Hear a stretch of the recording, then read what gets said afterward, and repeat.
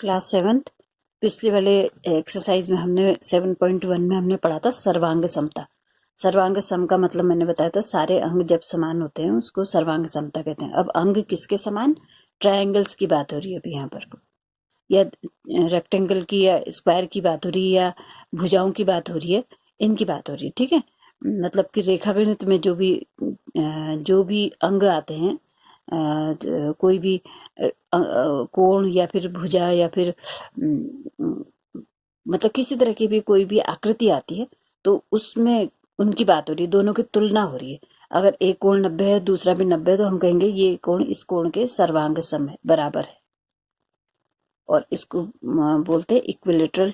अगर एंगल जो है बराबर, कोण बिल्कुल एक जैसे हैं, दोनों एक दूसरे के बिल्कुल समान है तो हम उसको सर्वांग सम कहते हैं। ये सर्वांग सम का चिन्ह होता है और इंग्लिश में इसको बोलते हैं इक्विलेटरल ट्रायंगल। ठीक है, तो अब ये मैंने तुम्हें 3 सर्वांग समता प्रतिबंध बताए थे। सर्वांग सम प्रतिबंध, सर्वांग समता प्रतिबंध। प्रतिबंध का क्या मतलब है इसका? कि अगर एक त्रिभुज के 2 एंगल और एक साइड बराबर होगी, साइड माने कि भुजा, एंगल माने कोण, 2 एंगल और एक भुजा बराबर होगी 2 त्रिभुजों की, तो वो सर्वांग सम होगी और इस प्रतिबंध को ASA प्रतिबंध बोलेंगे। अगर किसी त्रिभुज की तीनों भुजाएं दूसरे त्रिभुज की तीनों भुजाओं के बराबर होंगी तो उसको हम SSS प्रतिबंध बोलेंगे। तीसरा, यदि किसी त्रिभुज की 2 भुजाएं और एक एंगल बराबर होगा तो उसको हम सर्वांग सम बोलेंगे और उसको SAS प्रतिबंध बोलेंगे। ठीक है, ये हमने पिछले वाले में पढ़ा है। अब आज एक्सरसाइज आती है 7.2। ठीक है, इससे रिलेटेड अगली एक्सरसाइज है, इसलिए मैं पहले उसको समझा रही हूँ तुम्हें। तो अब ये क्वेश्चन है, निम्न में आप कौन से सर्वांग सम प्रतिबंधों का प्रयोग करेंगे? तो यही चीज यहाँ यूज हो रही है ना, कौन सा सर्वांग सम प्रतिबंध लगेगा। देखो क्या क्या दे रखा है इसमें, दिया है, लिखा हुआ है। क्या दिया है देखो। अच्छा, ये त्रिभुज है ABC, इस त्रिभुज का नाम है ABC। ठीक है, ये A कोण दे रखा है, ये B है और ये C है, ये मैं बुक में से बना रही हूँ। ठीक है, और ये है D एंगल, ये है E और ये है F।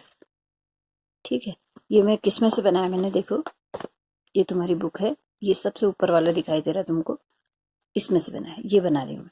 ठीक है, इसके नीचे वाला ये बना रखा है। तो क्या कह रहे हैं, AC बराबर DF है, ये साफ साफ दिखाई दे रहा है, क्वेश्चन में लिखा हुआ है AC बराबर DF। अब यहाँ AC ढूंढो, ये AC भुजा है, ये भुजा है। AC DF ये इसके बराबर है। AC भुजा है, कैसे पता चला मुझे, देखो AC यानी कि एक बिंदु A है और एक बिंदु कहीं पर यहाँ कहीं पर C है। ठीक है, ये A है ये C है, तो अगर इनको मिलाएंगे तो ये एक लाइन बनेगी, है ना। तो इसलिए हम इसको AC, इसका नाम हमने रखा है AC। ठीक है, अगर हम खाली कोण D कहते तो, क्योंकि ये खाली कोण, एक दूसरे बिंदु तो दिखाई नहीं दे रहा, तो इसमें इसका मतलब है कोण, तो दो अक्षर लिखे हुए हैं, इसका मतलब भुजा है। ठीक है, तो तब मैंने कहा कि AC भुजा DF के बराबर है। ठीक है, तो ये भुजा इस भुजा के बराबर है। AB भुजा, ये भी भुजा है, देखो AB DE के बराबर है। AB ये AB है, ये DE के बराबर है। और तीसरा है BC बराबर EF, BC ये BC, इसमें 3 लाइन खींच लेते हैं। ठीक है, EF के बराबर है। तो देख रहे हो, तीनों भुजाएं तीनों भुजाओं के बराबर है, ये इस भुजा के बराबर, ये इस भुजा के बराबर और ये इस भुजा के बराबर। ठीक है, तो क्योंकि तीनों भुजाएं दे रखी हैं इसलिए ABC सर्वांग सम होगा DEF के। तो क्योंकि भुजाएं 3 दे रखी हैं इसलिए हम इसको, इसमें कौन सा प्रतिबंध लगाएंगे, 3 भुजाओं वाला, SSS प्रतिबंध। ठीक है, तो हमें यहाँ पर कौन सा प्रतिबंध का प्रयोग करेंगे, प्रतिबंध कौन सा होगा? एस एस एस प्रतिबंध। बस इसमें अंदाज लगाना है कि देखना, ध्यान से देखना है कि भुजाएं दे रखी हैं कि कोण दे रखे हैं कि दो कोण दे रखे हैं कि क्या दे रखा है। ठीक है, तो ये प्रतिबंध पता लग गया, ये आंसर आ गया हमारा, ये आंसर हो गया। ठीक है, अगला ये ट्रायंगल दे रखे हैं, इसमें एक ट्रायंगल का नाम है पी आर क्यू, सॉरी ये है पी क्यू आर। पी जो है वो ये पॉइंट है, क्यू ये है और तीसरा वाला आर होगा। ठीक है, ऐसे ही यहां पर ये एक्स है, ये वाई है और ये जेड है। ठीक है, तो क्या कह रहे हैं देखो, जेड एक्स बराबर आर पी। जेड एक्स ढूंढ लो इसमें, ये है जेड एक्स, जेड एक्स यानी कि भुजा दे रखी है। ठीक है, जेड एक्स ये वाली भुजा आरपी के बराबर है। आरपी कहाँ है? आरपी ये है, इसके बराबर। देखो यहाँ भी एक लाइन खींची मैंने, यहाँ भी एक लाइन खींच रखी है। ठीक है, यानी कि ये भुजा इस भुजा के बराबर है। आर क्यू बराबर जेड वाई, आर क्यू ये वाली भुजा, इसमें दो लाइन खींच देते हैं हम। जेड वाई के बराबर है, ये और ये बराबर है इसका मतलब। ठीक है, फिर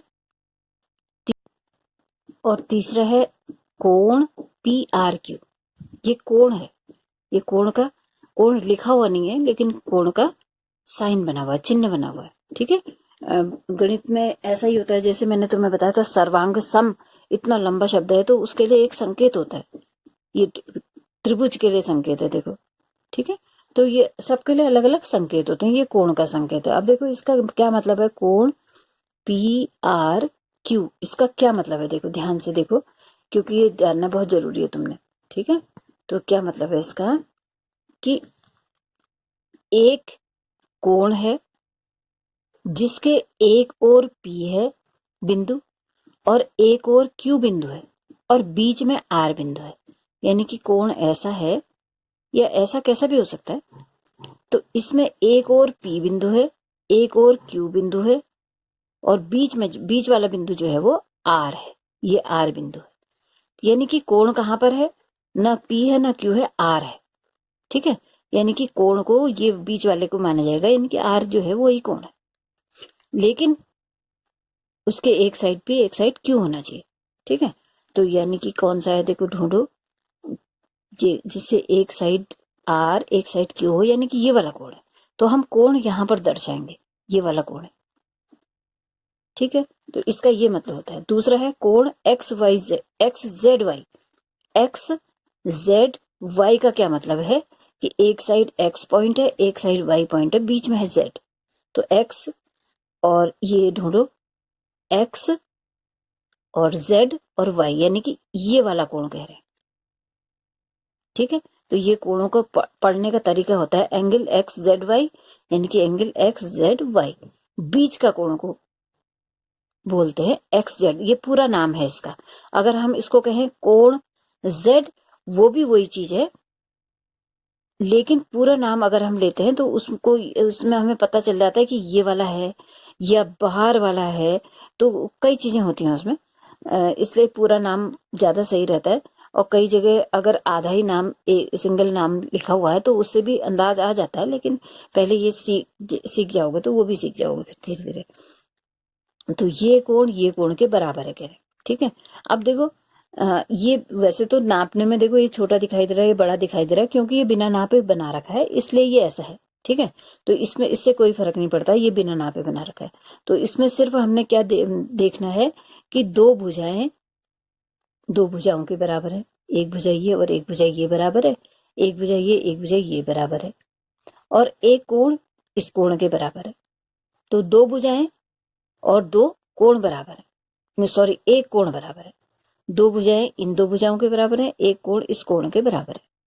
तो ये कौन सा प्रतिबंध आ गया जिसमें दो भुजा और एक कोण बराबर होता है, ये वाला, ये वाला, ये तो दो एंगल बराबर है, तो हमारा ये वाला होगा शायद कि दो भुजाएं यानी कि दो साइड्स और एक एंगल जिसमें बराबर हो, तो ये वाला प्रतिबंध हमारा लगेगा SAS प्रतिबंध।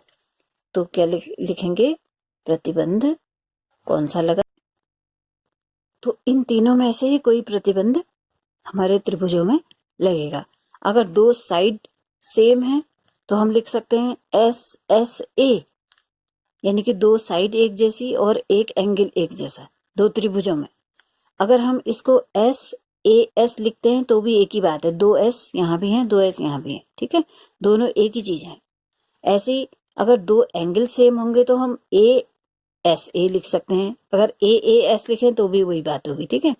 और अगर तीनों साइड सेम होंगी तो एस एस एस लिख सकते हैं। ये तीनों प्रतिबंध हैं कि त्रिभुज जो है सर्वांगसम हो सकते हैं जब दो साइड एक एंगल सेम हो, जब दो एंगल एक साइड सेम हो, या तीनों साइड सेम हो, तो दोनों त्रिभुज सर्वांगसम होंगे, ठीक है। अगला है आकृति में दो त्रिभुज ए आर टी तथा ओ डब्ल्यू एन सर्वांगसम है। ये दोनों सर्वांगसम है कह रहे हैं, जिनके संगत भागों को अंकित किया गया है। संगत भाग यानी कि एक जैसे भागों को, ठीक है। हम लिख सकते हैं कि त्रिभुज आर ए टी सर्वांगसम है किस त्रिभुज के।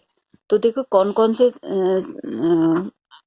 भाग संगत हैं इसके बारे में देख लो पहले, कौन कौन से भाग संगत हैं, ये वाला क्वेश्चन है ये, ठीक है। देखो एन में तीन भुजा तीन लाइन खींच रखे हैं, यानी कि एन जो कोण है वो टी कोण के बराबर है, एन टी के बराबर है, ये दोनों बराबर है यानी कि, ठीक है।